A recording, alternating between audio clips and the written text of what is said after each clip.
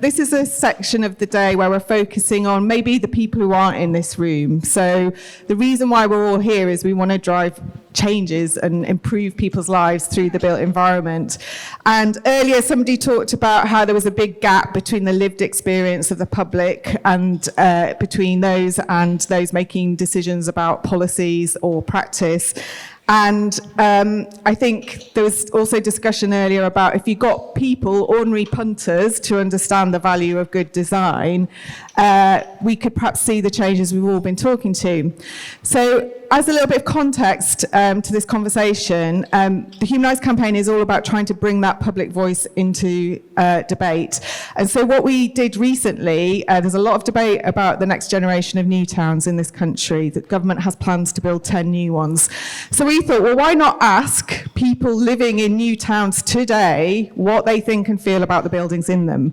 So we went to Redditch, and we're going to show you a little clip of what people in Redditch think and feel about the buildings in them.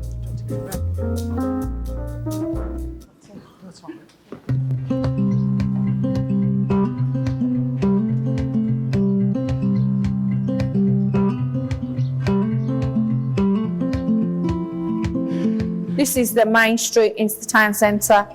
It's a shame for the area. There's been no consideration. It looks poor and shabby. They look like a concrete jungle to me. Thrown up in 10 minutes.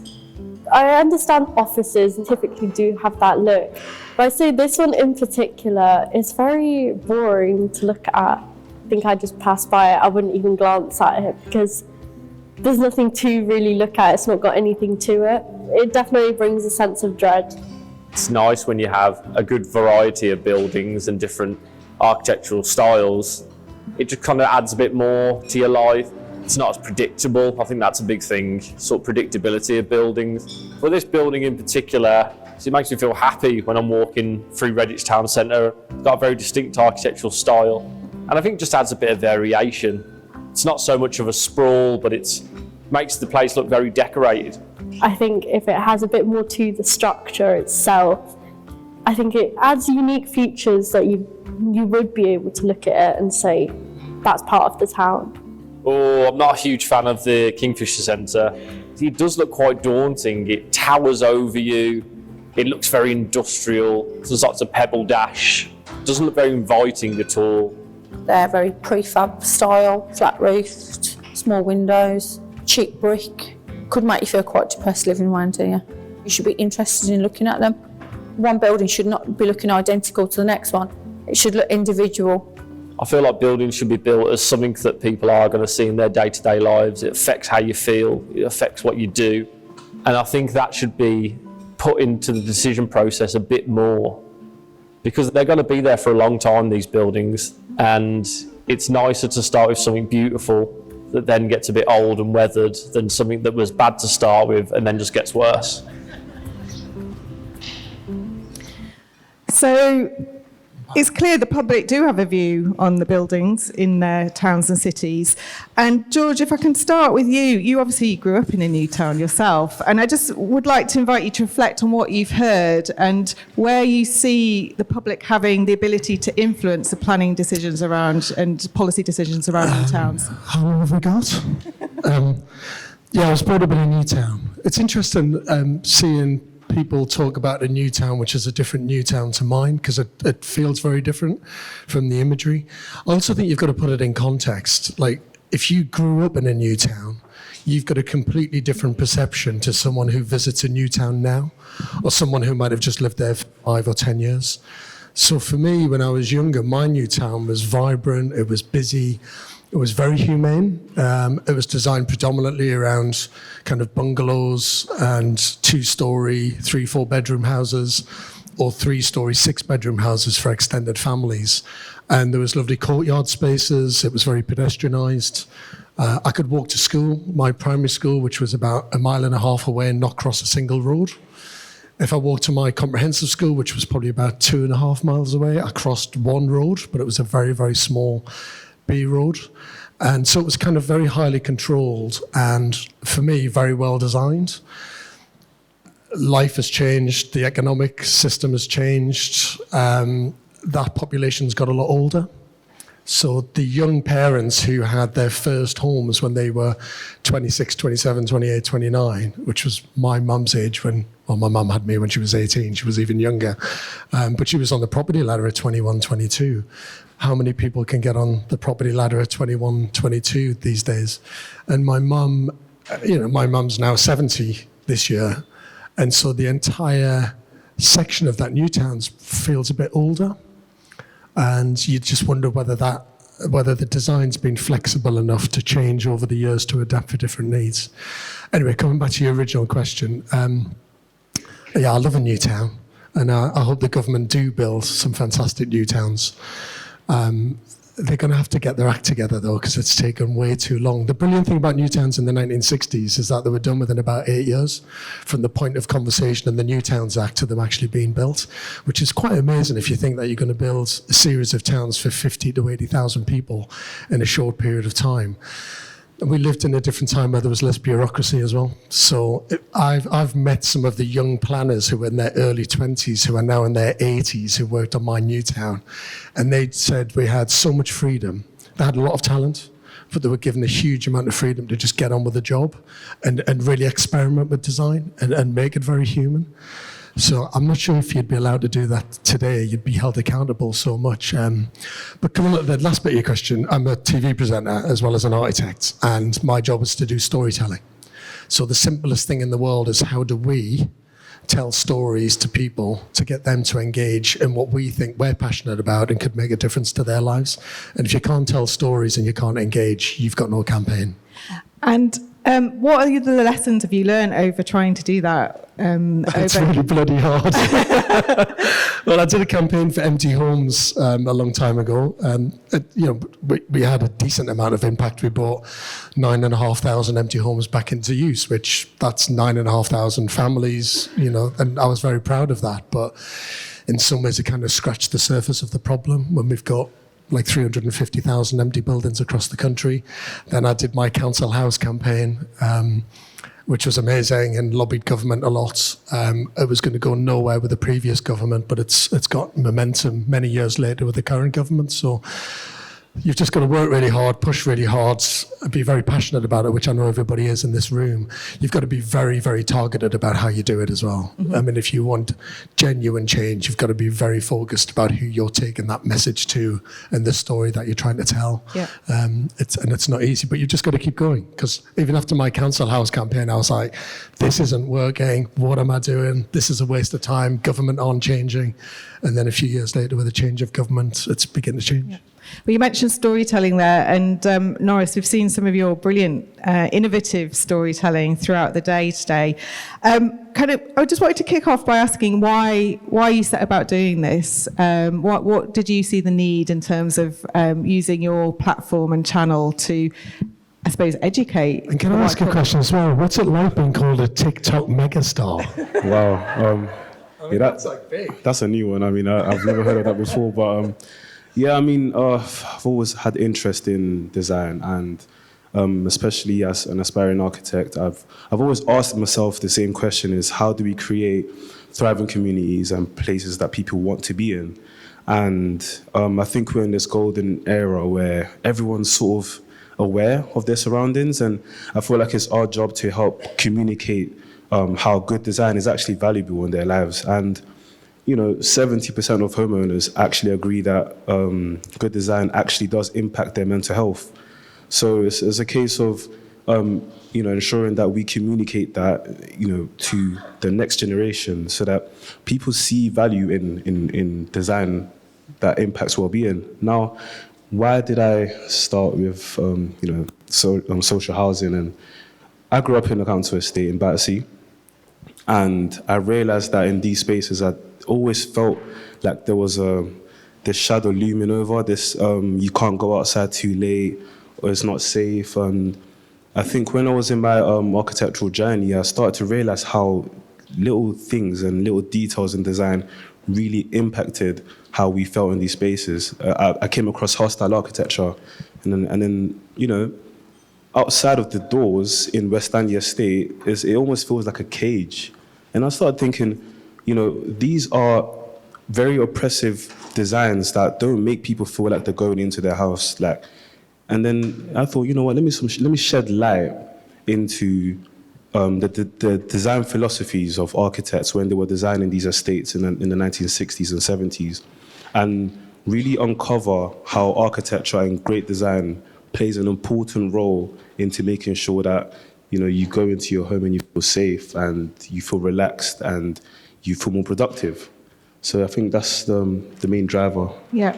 Can I just see a show of hands? How many in this room, architects and designers among you, use TikTok or Instagram to tell the story of your profession? Not bad. There's a few. Impressive. Are you hoping that... You did that. What does that mean? Is that like I do and I don't, and I'm not sure? Where do you see the responsibility? Who is responsible for telling people about the power of architecture and design to transform lives? George? Oh, that's a tough question. I mean, you could say me because I'm on the telly. You could say Thomas because he designs flagship buildings around the world with his team. I genuinely think it's about making people understand the value of good design and how they can, as a community, they can have an impact on that as well and have a voice. I think these days, you know, you would have public consultation on design projects, and I used to feel quite disappointed about what public consultation really meant. As you've seen on that little video, people have got a view if you ask them the right question in the right way, and they don't feel like they're being pressured or threatened in any way, you'll get an amazing answer for them. If you don't mind, I'm just going to do a really shallow plug for my series, Amazing Spaces, tonight, right? And the reason, I'm not doing it for me, I'm not doing it for viewing figures. So when I started making Amazing Spaces in 2012, it was me meeting, I'm going to say ordinary people, but that sounds rude because I think they're quite extraordinary people. But people who had never been builders, never been designers, never thought about doing any sort of architectural project at all. And all of a sudden taken on a small space project. Now, a small space project means it's less serious, right? There's no planning involved, there's no building regs involved, there's no red tape, there's no QS telling you it's too expensive, or there's none of that going on, or an engineer telling you it can't stand up. And they're doing camper vans and caravans and tiny houses and garden studios at the end of their garden. And you know, I got kind of slightly frowned upon by the architectural industry when I agreed to do it. I think even my tutor at the Bartlett said, it's a shame George is making that series because he used to be a good architect. No, but it's interesting, isn't it? It's interesting that that's a kind of slight snobbishness about kind of academia. And I was teaching at universities and everything as well. And it was like, people just all of a sudden thought that like an 8 o'clock show about people doing caravans, camper vans, tree houses, garden studios, any tiny little small space was like the wrong thing for an architect to be doing. And I loved it. As soon as I started filming it, when we came up with the idea, I was like, oh my God, this is brilliant. Because it allowed, I'm going to say it again, ordinary people, which I don't mean that, it allowed them to experiment and build and design and create their own beautiful things. It was like their little mini installations, maybe at the end of their garden. And some of the projects were off the scale brilliant. I mean, if I'm honest, better than what I'd seen in some schools of architecture, because they had absolute freedom and no tutor saying, you know, read Le Corbusier and do what Alvar Aalto would do. It was just like, they just wanted to do something that was beautiful and amazing and fantastic and brought joy to their life. And it might have cost them $5,000 and their kids might have helped them build it. And that kind of opened my eyes up to what architecture, it's like architecture with a small a, but you know, when people are given that freedom to experiment and explore and are empowered to do something like that, they will do it. Mm-hmm. They will do it. So if there's any way that you can reach out to people at that level, because I think they're scared by architects. I think the public don't really fully understand what we do. They think we do the pretty pictures. I mean, we do them as well. We're very good at pretty pictures, but we do so much more than that. And they think that kind of architecture and design and planners and everybody else is kind of above them. And I think if you want real change from the public, all those barriers have got to come down. But the fact you've been commissioned again and again shows us there is a public appetite to... It's season 14 that's on tonight amazing. At 9 o'clock, and I can't quite believe we've been making it for 14 years. If I come to you, Nicki, so you're running an organisation that's really putting young people at the heart about the debate around our food system.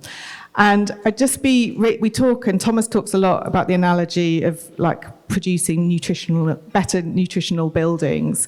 What lessons do you have from, the campaigning you've been involved in over quite a number of years on how you mobilise that public support for change and also centre the people most affected by it in that debate? And I completely understand why you might be thinking, what on earth is she doing here? Working in the food space. But look, here's the thing.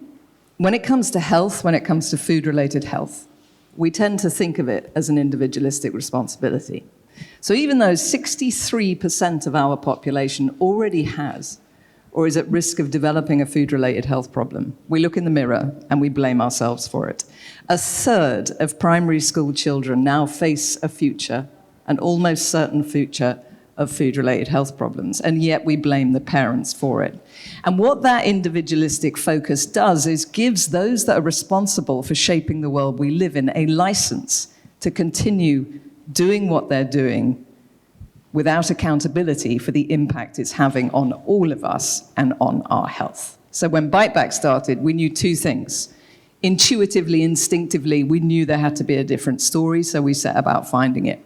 And we also knew there needed to be different voices. We've heard loads about data. Whenever you hear people talking about the way this is usually framed as an obesity epidemic, what this is an entirely preventable, man-made health problem. And what we're trying to do at Bite Back is show the humanity of the issue, because every single one of the young people I work with, and I have been all over the world, empowering youth activists to take on big food companies and their governments. And every single young person I come across lies awake at night worrying from time to time about somebody they love whose life is going to be cut short by a food-related health problem. And so we are all about taking that voice, taking that new way of thinking, to open people's minds to the fact that perhaps what surrounds us shapes us. And if instead of focusing our solutions on people and behaviors, we instead focus them on the world around us, we may just fix this issue. And so we're all about creating an irresistible vision of the world we want to see, is what I talk to the young people about. And I heard Thomas on the radio years ago, and I became obsessed that Thomas had to be part of our movement, because what we need are visionaries who can rethink the ordinary spaces for ordinary people, who can rethink places like the supermarket. And as a mum of 2 kids, I dream of a supermarket that is designed to protect their health and my health. And I talk to the big supermarket chains and I say to them all the time, look, this is a business opportunity. If you said to mums, dads, parents, carers, there's a shop out there and its sole aim is to protect the health of you and your kids so that you live long, healthy lives, who wouldn't shop there?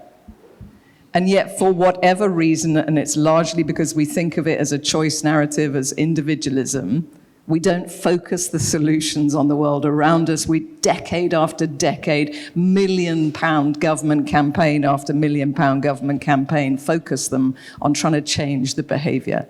And there is no amount of education that can protect you from a broken food system. There is endless opportunity for reshaping the world we live in so that we, all of us, no matter where we live, can live long and healthy lives. You should start your own supermarket. It requires a bit of that. Okay, There's loads of that out there. We could find that. Says George Clarke. No. We could find that. Come on. Why should they build shit supermarkets?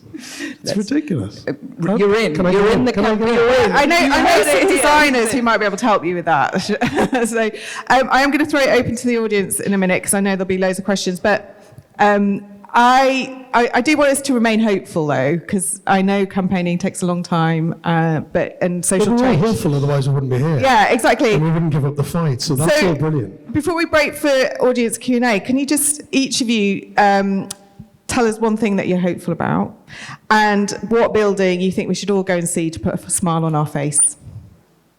Just start with you, Noris. Yep, sure.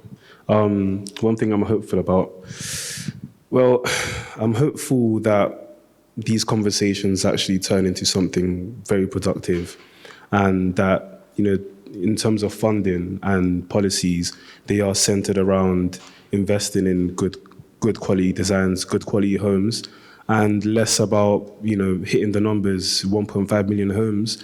You know, there's no point of having such a high target, but then a lot of the homes you're delivering are very bad quality and poorly designed, because then you end up in the same problem with, you know, the decline of the 60s and 70s with the homes that were designed with the utopia in mind, but ultimately, you know, declined because there wasn't enough care and maintenance in these spaces. So I hope that these conversations really turn, you know, this into very productive and you know, visionary spaces. Now, in terms of TikTok and Instagram, I do wish that what I'm doing also influences other designers and other professions to really put the word out there as well.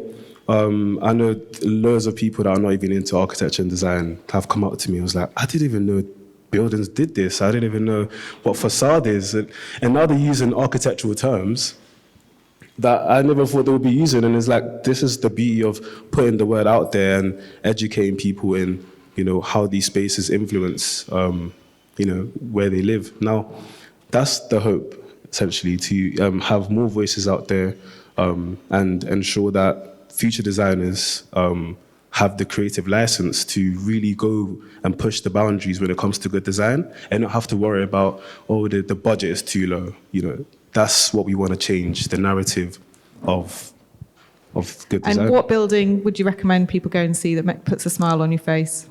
There is one building that comes to mind. There are two. But there's an estate that I visited recently called Dumboyan Estate. That is by far one of the best social housing schemes I've seen in terms of how they use step-down designs and gardens and landscaping to really give the occupier the best experience that they can have. So that's probably a scheme that you should all visit as well, if you have the time. Brilliant. Nicki, how about you? Where do you see hope and your favourite building? Well, I'm totally lucky because I see hope every single day, and it comes in the voices of young people. I was with an investment banker last week, and he said, we're trying to investor pressure so that these big food companies think, are forced to think a little. Why can't he pay for your supermarket? So, well, I'm hoping he might.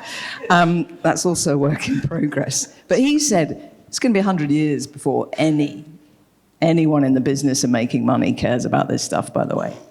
And I thought, well, I think there's a possibility, a distinct one, that you're underestimating the voices of young people and just how much they care. I'm going to do a shameless plug for Bite Back's campaign, which takes over Southwark and Lambeth next week. And what we've done in a symbolic show is to reclaim the outdoor advertising space across Southwark and Lambeth with our very own billboards. We operate over the course of a year with less money than Coca-Cola spend in one day on advertising. But we have, thanks to support from others, managed to buy 364 adverts across South London, 100 buses, and essentially the message is we bought this ad space so the junk food giants couldn't. We're giving kids a commercial break. But what we're doing is reclaiming the streets and the world around us. And all of that came from our young people. And every day I see them sit on stages where any grown man or woman would be terrified and take on some of the most powerful people on the planet. So with them in charge, and it's not long, you know, we've got kids that started at Bite Back who are now doctors and management consultants, and soon they'll be running the world. And that gives me enormous amounts of hope. Amazing. Favourite building that you think? I have absolutely no qualification for giving you my favourite building, but there is one that comes to mind. And a bit like you, Noris, I'm kind of obsessed by nature. And for me personally, green space is incredibly important. And there is this building by a lake down in Wiltshire where my best friend lives. And we call it Hagrid's house. It's not Hagrid's house. He doesn't live there. But it's an ancient stone circular building, and right through the middle of it and out of its now bare windows grows this yew tree. And my kids grew up playing on it, and I've spent many a happy afternoon sat beneath it. And I think it reminds you that nature and man can exist happily side by side if done well. Brilliant. George, before we go to Q&A. I mean, I mentioned the extraordinary, but in some ways, I don't even want to push for that. I think just by making the ordinary very good would be great. Extraordinary is brilliant and it's right up there and it's magical, but I don't think we should underestimate by just making the ordinary very good can be life transforming for many, many people. Favourite buildings, I could give you hundreds. It's hard to pick one. I would probably say the Maggie Centres. I think the Maggie Centres for people who have got cancer and their families who are supporting them. I've always, every time I go into a Maggie Centre, because, well, I'm an ambassador for them, I should put that out there. Every time I go to a Maggie Centre, I see genuinely how it feels like a very homely place, like a living room for people to gather and just talk and have conversations with each other. And you see the power of small space architecture to make a difference to people's lives. Brilliant. Right, throwing it open to the audience. Does anyone have a question? Jay, yeah. Hi, I'm Jay. I'm a director of Bell Phillips, Architects Action for Affordable Housing campaign, and also Architects for Change podcast. I think that you kind of hit the nail on the head by sort of saying the public don't understand what we do. And I think with that comes politicians don't really understand what we do. So therefore, the value of what we can bring isn't truly understood. And what we know, that if we're going to deliver the 1.5 million homes, you need good designers can actually achieve better density and better places better than the bog standard house builders. But I think as an industry, we are not good at communicating that. So how do we as an industry get better at demonstrating our value? And also, how do we get better at communicating with policymakers and the public? That's it. Do you want to go, Noris? Okay, I'll go first. So you can have that one. I think in terms of storytelling and communicating the vision, it is important that when you do community engagement, for example, you have the stories of the people in those areas in the forefront of design. We entered a competition, Homegrown Plus and I, we entered a competition for Falcon Bridge. And we had the year 9s and year 10s sort of constructing, what artwork they want on the bridge. And it really felt like they were part of this design process, and they sort of dictated, what went where.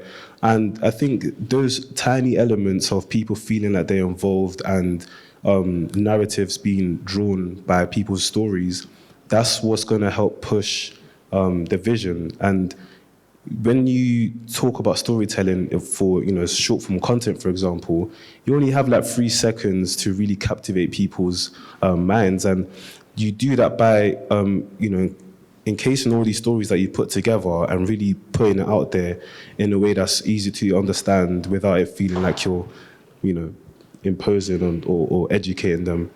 So yeah, I think it's important that we listen to the stories of the people there. That's the first step, and then use that to drive the design project. Can I jump in? I think young people is the key. I've had an educational charity for a number of years, working with young people about home innovation and home design and the difference that a good home can make to them in their lives. And what's great about that is the kids go back to their parents and say, why are we doing this? Why is the house like that? Why shouldn't we be doing that? They then become a powerful voice, I think, in their communities when engagement does happen. I think there's a kind of, for me, a bit more of an emergency where we need to move faster than that. It's not just generational change. It's like, I think we need very, very fast change now. The government always makes noises that it understands the value of good design, and then it doesn't act on it. It talks about, there's a lot of talk. There's so much bullshit you would never believe. I've sat on in so many meetings, so many task forces, so many discussions, and everybody says the same thing and everyone's in agreement. And at the end of every meeting, I go, so what the fuck are we going to do about it? Sorry for my language, but I'm like, what are we going to do about it? We're all in here. We're all on the same page. What are we going to do to instigate that change? So you can have a strategy and you can have a policy, but it's about instigating how that's going to be implemented. And it's not easy. It's like you battling with the supermarkets. My thing around housing is that you've got 5 or 6 massive house builders who just want to build the lowest common denominator as quickly as possible, flog it and move on. And so they've got no long-term vested interest in the place. But the people that live there do. They've got to live with the consequences of poor design. So I think somehow we've got to do the storytelling to instigate people to say, we're not going to accept that now. I think planning's a massive part of it. I think the planning system's an enormous part of it. We shouldn't underestimate the value and importance of good planners to that process, but it starts at the top as well. when they just say we've got to build 6,000 houses in X amount of time. Who's going to do it for us? Who's going to build it cheaply? It's going to be these people. Let's just give them the land and get on and do it. And in some ways, it sounds awful. Quite often, they don't care what's being built. It becomes a numbers game. And when anything becomes a numbers game, like even in supermarkets or with housing or whatever it might be, that's pretty tragic. Great. I think we've got time for one last question before we finish, because I know we want to finish on time, Penny, don't we? Well, one last question here. it sort of brings it back to neuroscience. Daniel Glazer, I'm a neuroscientist, was the neuroscientist in residence here. But increasingly as neuroscientists, we're thinking about machines that are based on neurons, so neural networks and machine learning and artificial intelligence. And it's been such a treat to have a pretty much a whole day without thinking about AI, so that's good. You had to bring it up. As a neuroscientist, it's not clear to me that we are going to be the most intelligent being on the planet for much longer. And maybe the question with AI is, are they going to be nice to us? But I think that the opportunity that AI brings is to understand better, in a richer sense, what it is to be human. And it's the name of the campaign, right, Thomas? And I think that when you think about what it is to be human, how we live, where we live, how we interact with each other, and the fact that we're embodied, the AIs don't care what their data centers look like. And so my question to the panel is, what can this project teach us about what the human is? I think that's a brilliant point, and that's a fantastic question to finish on. Hopefully I'll give a half-decent answer. I think if you think about the individual, and you really look at an individual person's life and their story and where they live and what their background might be and where they were brought up, and I don't know how many kids they've got, or whether they're married or not married, or whatever relationship they might be in, what society they live in, what their job might be. If you take it down to that individual story and say to them, what would you like to live in? And what would you like the environment to be like? Now, I'm sure AI could probably work that out at some point, but I think for us to humanize as much as possible back to the individual and understand their story and their view on architecture and design and home, and ask them questions that they might never have been asked before.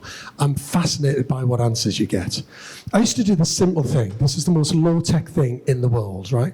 I would give people an A4 sheet of paper and a pen, and I would say, draw your dream house. Right? And I'm talking to anyone, like anyone, my mom, a plumber, whatever it might be, I would just say, draw your dream house. The first comment back is, I can't draw. Well, yes, you can.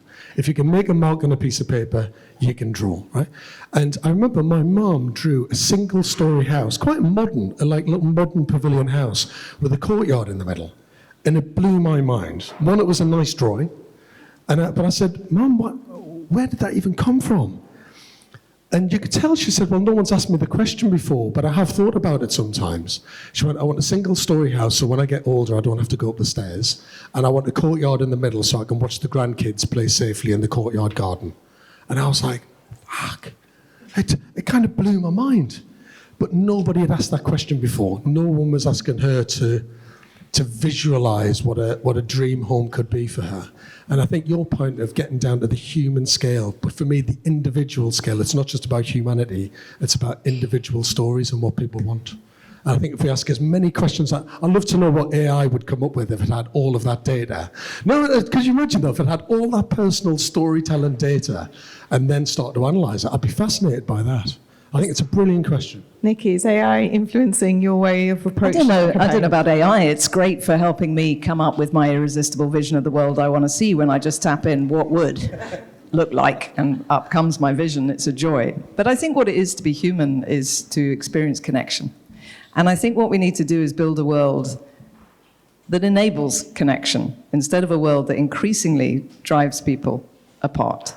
And I think if we focus on doing that, and if we focus on creating spaces where people can explore their connections, I think we have greater hope of staying stronger than the AI, but I am by no means an expert on that technology. Yeah, I mean, human experience, pardon. There's literally so many creeds and so many, different stories that AI, I don't believe, could possibly take into account when it's producing all this data. And you can't take away human experiences, you can't take away their religion, their color, and their background. And these things all of these things have to be considered when you're perhaps designing for humans. So that being said, I feel like AI has still got a long way to go. I don't think it's maybe it's got data to completely produce amazing designs. However, I just feel like there's still human touches that is missing when it comes to one last point, bringing people in. Can I make one tiny point, which just links some of those things together? I think when you're talking about connections and being human, or you're talking about technology, whatever it might be, we have a system, we've certainly got a political system here that is very fragmented and disjointed. So you've got an education system that thinks about education over here. You've got the housing system thinking about housing over there. You've got the NHS and you've got health over here. Oh my God, trying to get those government departments to talk to each other is virtually impossible. So you go and talk about health and well-being and housing with the NHS and they're like, whoa, don't know what you're talking about, mate. We can't talk about that. So to make the connections that we're talking about, it doesn't matter about, we shouldn't really be just saying this is architecture and design. We're actually talking about society, about how people live, how people eat, how people connect, how people socialize, how people come together, whether they're online, whether they're in a bar and a restaurant, whatever it might be. It's kind of placemaking and design, for me, at a much higher level than just this is architecture and design here. We need to have all that joined up thinking about health, education, well-being, how we live, the built environment, the lot. If you don't have that joined up thinking, you're going to struggle. Well, we are delighted that we were able to connect with you three today and with everybody in the room. So would the audience give a round of applause for our brilliant panel? Thank you so much.